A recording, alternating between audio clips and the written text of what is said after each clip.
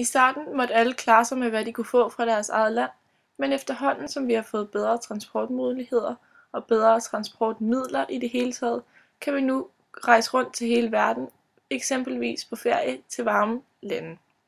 I dag har vi også telefonen og kan nu kommunikere på tværs af lande og snakke med folk på den anden side af jorden, selvom de har helt andre tidszoner end os. Vi har også fået de sociale medier, som skaber store kommunikationsmuligheder for os og spiller en stor rolle i det moderne samfund.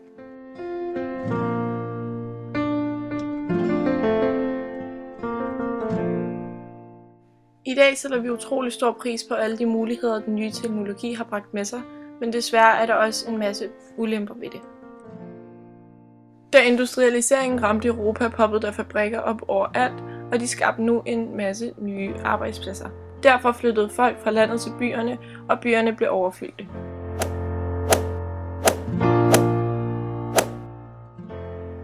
De mange nye fabrikker og alle vores køretøjer tærer hårdt på miljøet, og for at det ikke skal være løgn, så er vi begyndt at fælde mange af de træer, der ellers skal være med til at holde jorden i balance, for at få plads til flere fabrikker.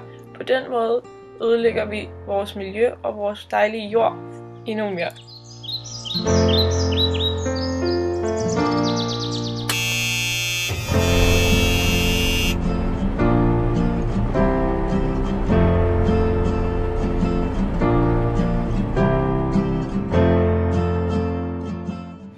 Med tiden fandt man ud af, at det var meget billigere at producere varerne i lande med lavere krav til arbejdsmiljøet, lavere standarder inden for menneskerettigheder og bare lavere løn i det hele taget.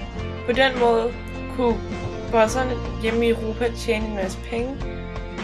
Derfor valgte man at flytte fabrikkerne især til Afrika og Asien.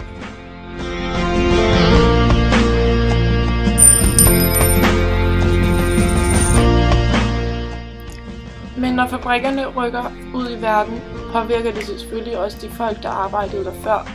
De ender nu uden job og må finde sig et nyt arbejde.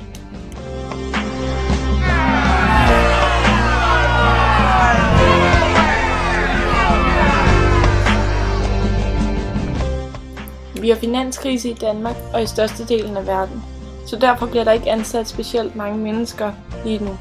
Derfor ender rigtig mange i den lange arbejdsløshedskø.